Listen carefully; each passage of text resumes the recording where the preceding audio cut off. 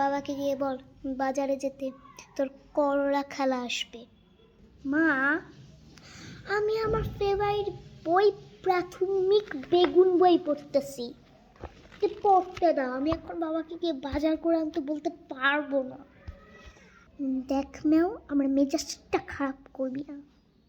যা তাড়াতাড়ি গিয়ে তোর বাবাকে বল তোর খালার জন্য বাজার করে আনতে। আচ্ছা ঠিক আছে, একটা শর্তে আমি করলা খাওয়ার জন্য বাজার করে আনতে বলবো বাবাকে। কি শর্তে? আমাকে 1 টাকা দিতে হবে। না গো মা, আমি তোমার এই শর্ত মানতে পারবো না। না মানলে নাই, তাই না? এখন তুমি যদি আমাকে 1 টাকা না দাও, আমি বাবাকে গিয়ে বাজার করে আনতে বলবো না। আর যদি না বলি তাহলে তো বাবা বাজারও করে আনবে না। আর বাড়িতে আমার করলা খালা আসলে তাহলে কি খাবে? সেটাও তো ঠিক, আমার বোন বাড়িতে আসলে কি খাবে? আচ্ছা ঠিক আছে, তোকে আমি 1 টাকা দিচ্ছি, যা তোর বাবাকে গিয়ে বল বাজার করে আনতে। ওকে। বাবা, কি হয়েছে বল? মানে মা তোমাকে করলা খালা আসবে এর জন্য বাজার করে আনতে বলছিল। তোর মাকে গিয়ে বলে দে যে তার বহিনাকে খাওয়ানোর আমার এত শখ নেই, আর তার যদি শখ থাকেও তাহলে তার টাকা দিয়ে তার বোনের জন্য বাজার করে নিয়ে আসতে বল। 1 ঘন্টা পর। এই নাও, তোর মাকে গিয়ে বল যে আমার জন্য একটু ডাল পরোটা রান্না করতে। কি? মাকে গিয়ে বলবো তোমার জন্য ডাল আর পরোটা বানাতে? আচ্ছা ঠিক আছে, কিন্তু একটা শর্তে। কি শর্তে বল? আমাকে তোমার 1 টাকা দিতে হবে, তাহলেই আমি মাকে গিয়ে বলবো তোমার জন্য ডাল পরোটা বানাতে। 1 টাকা? আচ্ছা ঠিক আছে, তুই তো আমার একমাত্র মেয়ে, তোকে আমি 1 টাকা দিয়ে দিব। এখন তোর মাকে গিয়ে বল ডাল পরোটা বানাতে। ওকে। মা, মা, কি হয়েছে বল? বাবা তোমাকে ডাল পরোটা বানাতে বলেছে, তোর বাবাকে গিয়ে বলে দে আমি পারবো না। বাবা, কি হয়েছে বল? মা বলেছে তোমার জন্য ডাল পরোটা বানাতে পারবে না। কি? ডাল পরোটা বানাতে পারবে না? দাঁড়া, তোমার একদিন কি আমার একদিন। 20 মিনিট পর। এই ম্যাম, তোর বাবাকে গিয়ে বল আজকে আমার বান্ধবীর ছেলের ঘরের মেয়ের শাশুড়ির ননদের ছেলের বউয়ের ভাবির চাচাতো বোনের ছেলের বন্ধুর মেয়ের বিয়ে। হ্যাঁ তো মানে তোর বাবাকে গিয়ে বল যে আমি যে এত দূর সম্পর্কের আত্মীয় বিয়েতে যাচ্ছি, গিফট তো নিয়েই যেতে হয়। হ্যাঁ, গিফট তো নিয়ে যেতে হবে। হ্যাঁ সেটা তো বুঝলাম, গিফট কিনতে হবে, তো টাকাটা কোথায় পাবো?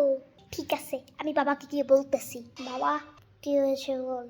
মা একটা দূর সম্পর্কের আত্মীয়র বাড়িতে বিয়ে খেতে যাবে, তো এর জন্য তো বিয়ে বাড়িতে গিয়ে গিফট না নিয়ে যাওয়া যায় না, খালি হাতে তো যাওয়া যায় না।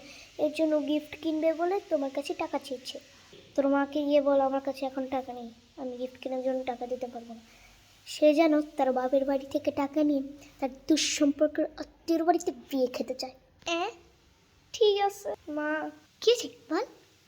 বাবার কাছে এখন গিফট কেনার টাকা নেই, তোমাকে নানু বাড়ি থেকে টাকা চেয়ে গিফট কিনে নিতে বলেছে। কি তোরা তোর বাবার দিতি আমার দিন। আরো 5 মিনিট পর। কি বলিস? কেমনে হলো এই দুর্ঘটনা? ইস বেচারা, এটা হতে পারে না। কি হয়েছে মা?